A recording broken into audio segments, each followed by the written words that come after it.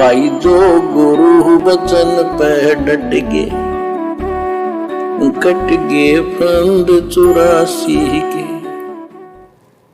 पाएगा, कृपा से मिलेगा। और देवल धाम ना भटका खाइए, मंदिर और तीर्थों इन नामों पर कितने नाम। पुण्यात्माओं, जब भगवान साथ हो जाता है तो कैसे साथ देता है। जैसे आपको बता कि पिछले जन्म के संस्कार होते हैं, उनके आधार पर भी कबीर परमात्मा ही उन भक्तों को साथ देता जो गलत साधना करे वर्तमान में, क्योंकि वो उसकी पिछली भक्ति का फल तो मालिक देगा, उसकी रक्षा भी करेगा। और उसको और दूना भ्रम हो जाता है कि मैं तो ये आन उपासना मंदिर में जाऊं हूँ कि तो मत्था टेकू हूँ, मूर्ति पूजू हूँ, मुझे इससे ठाठ होगी, इससे रक्षा होगी, इससे। यही भ्रम गुरुजी के परिवार को हो रहा है वर्तमान में। यही भ्रम इन कोऑर्डिनेटरों को और लाखों की संगत को हो रहा है कि हम तो अयोध्या में भंडारा भी लगा के आ गए, सत्सेवक कह रहे हैं तुम गलत कर रहे हो, गलत कर रहे हो, हमारा तो कुछ नहीं बिगड़ा। हमने तो राजनेताओं के भी जो है तलवे चाट लिए, कभी कांग्रेस के कभी बीजेपी के, हमारा तो कुछ नहीं बिगड़ा। ये सत्सेवक कह रहे हैं तुम गलत कर रहे हो। हमने तो जाट आरक्षण में भी करोड़ों रुपया हमारे दान का दे दिया उनको, पात्रों को हुक्का पीने के लिए, शराब पीने के लिए, राजनीति करने के लिए। वो जाट क्या करेंगे? उस करोड़ों रुपये का जो आरक्षण में चंदे के रूप में दिए गए हैं, वो जाट क्या करेंगे? वो तो अनुपदेशी हैं, जगत वाले हैं, वो तो सारे उल्टे कामों में उसका प्रयोग करेंगे। हमारा तो कुछ नहीं बिगड़ा। ये सत्सेवक तो वैसे ही भोंक रहे हैं। क्या कह रहे हैं गुरुदेव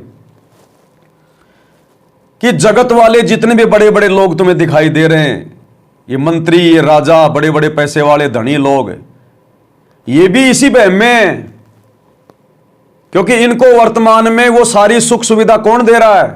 हर प्रकार की आपत्तियों से उन लोगों की सुरक्षा कौन कर रहा है? कबीर परमात्मा सतगुरु रामपाल जी, उनके पिछले जन्म की भक्ति और दान पुण्य के कारण। और उन लोगों को यह भ्रम हो जाता कि वर्तमान में हम जो इन मंदिरों में धक्के खा रहे हैं, जो इन मस्जिदों में धक्के खा रहे हैं, इसी से हमारे सारे काम हो रहे हैं। तो काल और ज्यादा भ्रमित कर देता है। तो इसी प्रकार गुरु के परिवार को, कोऑर्डिनेटरों को और लाखों की संगत को जो आश्रम से जुड़ी है, इनको भी भ्रम हो गया कि ये सत्सेवक कह रहे हैं तुमने ये भी गलत कर दिया, स्टेडियम बनवा के भी गलत कर दिया, आश्रमों में हॉस्पिटल खोल के तुमने गलत कर दिया है, ये गुंडों की सीबीआई जांच का समर्थन करके गलत कर दिया, जाटों के आरक्षण में जाके गलत कर दिया, चंदे के रूप में पैसा दे के तुमने गलत कर दिया, अयोध्या में भंडारा लगा के तुमने गलत कर दिया, जाटों की धर्मशाला बनवा के तुमने गलत कर दिया, ये देह दान के, रक्तदान के कैंप लगा रहे हो, ये तुमने जो है वो गलत कर दिया। हमारा बिगड़ तो कुछ भी नहीं रहा, तो बिगड़ तो उन जगत वालों का भी नहीं रहा। और उन लोगों की तरह तुम्हारे को भी भ्रमणा हो गई कि हम जो कर रहे हैं वो सही है। क्यों? क्योंकि अभी उनकी पिछली बैटरी चल रही है, इसी प्रकार तुम्हारी पिछली बैटरी चल रही है। और वर्तमान में तुमने जितने दिन मर्यादा में रह के भक्ति की, थोड़ा बहुत जो अपने गुरु को दान पुण्य किया, वो बैटरी चल रही है। और तुम्हारे को यह भ्रम हो गया कि नहीं, सत्सेवक गलत हैं और हम आश्रम वाले सही हैं, हमारा कुछ नहीं बिगड़ रहा। और अचानक से तुम फांसी खा के मर जाते हो, अचानक से तुम जहर खा के मर रहे हो कोऑर्डिनेटर, अचानक से संगत आश्रमों में आते जाते समय एक्सीडेंट में मर रही है, तब तुम्हारे दिमाग में नहीं आती? फिर सतगुरु ने तुम्हारी क्या रक्षा करी? भक्ति ने तुम्हारा क्या बचाव किया?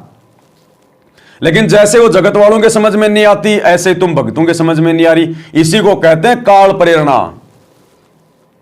तो क्या सही है और क्या गलत है, इसका निर्णय गुरु का ज्ञान करेगा, गुरु के सत्संग करेंगे, गुरु की मर्यादा करेगी, इसीलिए ज्ञान दिया जाता है। तो भैया इस भ्रमणा से बाहर निकल जाओ। सारे तो नहीं निकल पाएंगे, हमें पता है, क्योंकि सारी परमात्मा की आत्माएं नहीं होती। चाहे पूरा विश्व नाम ले लो, सभी परमात्मा की आत्माएं नहीं होती हैं। परमात्मा कहते हैं खोकापुर में काग मिले दिन दोए रे, अरबों में कोई हंस हमारा होए रे, ये संसार विघन की घाटी कोई निकलेगा बिरला सूर, दास गरीब कहे नरलोई, सतगुरु चीन बिरला कोई। तो ये नहीं है कि नाम ले लिया तो सभी सतगुरु के भगत हो गए।